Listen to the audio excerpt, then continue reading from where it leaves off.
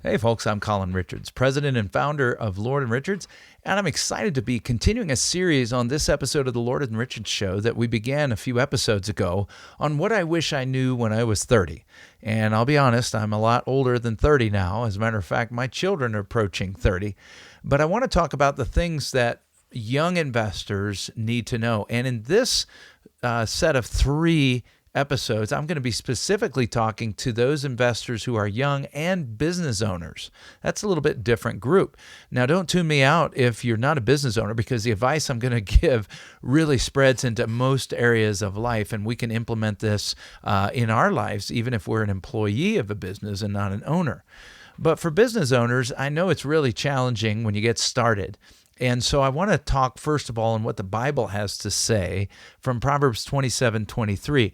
Now recognize that when Solomon was giving this advice, he was talking to a primarily farm-based, agricultural-based, or agrarian economy. So most people had herds, most people had flocks. And so today, unless you live on farmland, then you probably have a little bit different kind of business, maybe an online business.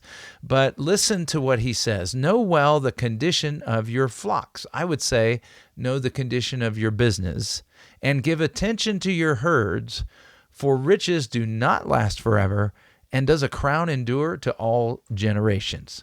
So biblically, God is advising us through Solomon, through the writer of Proverbs, to know the primary statistics, data, and information of your business. If it's actually agriculture, you, of course, want to know the state of your flocks. You want to know the health of your animals. You want to know the quality of your pasture. You want to know the yield on your farmland. But if you're non-agriculture or non-livestock business, then you want to know some other things that all business owners, whether agriculture or not, need to know. And that is the financials of your business, right?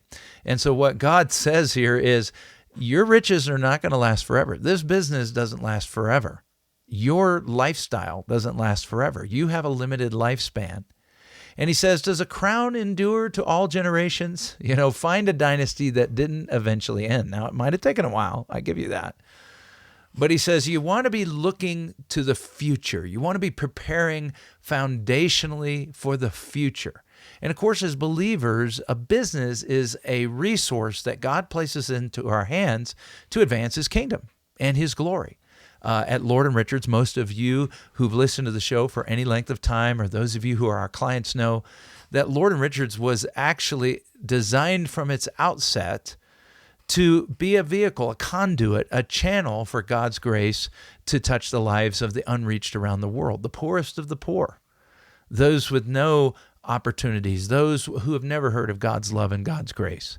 And so we started the Foundation for Global Education so that our business would become a conduit, a channel of blessing all around the world. And that's going on today.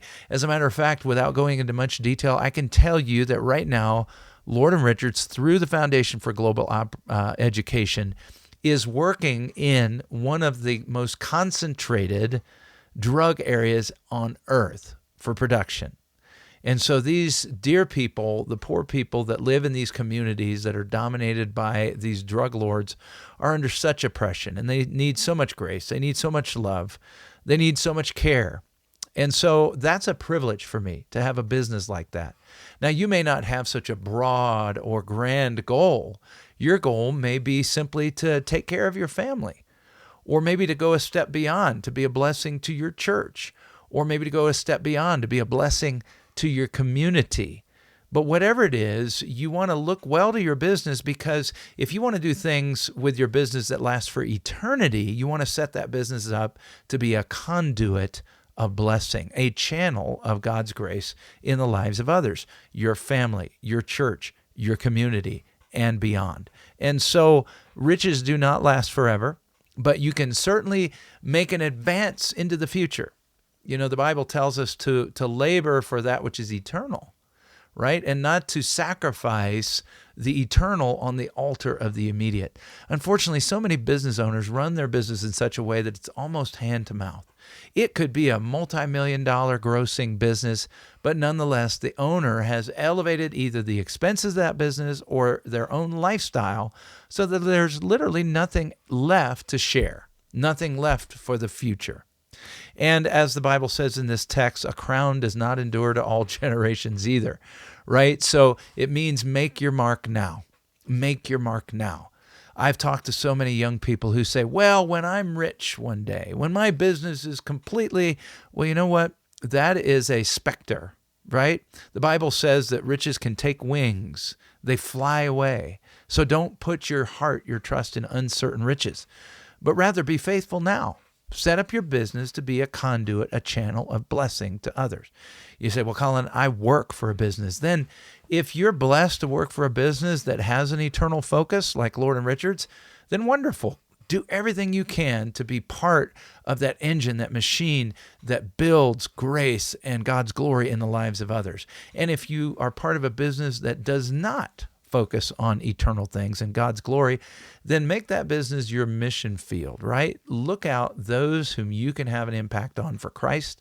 Love them, care for them, be generous towards them, and turn your business and the sphere of influence that you have into a wonderful place of grace. Not trying to be a poet, but I think it's a beautiful idea that we as employees of businesses should be looking beyond just our own paycheck. But how can I be a channel, a conduit, a blessing? And then, of course, once you do get your paycheck, putting in place those foundational principles that allow you to not only save for your own future, but to give and to help others. Well, we're having conversations, amazing conversations with young, talented, brilliant business owners all the time at Lord and Richards. We employ a multi-generational team of advisors, from advisors in our 20s and 30s all the way up to my age and beyond. And we do it together. We work together. We don't just assign you to one person, but we'll have a team of 5 or 6 individuals all working together to help you become more financially independent. Whether you're a business owner, whether you're an employee, or whether you're retired, we want to help you overcome the greatest and most predictable, by the way, challenges to your financial independence. It just starts with a simple phone call.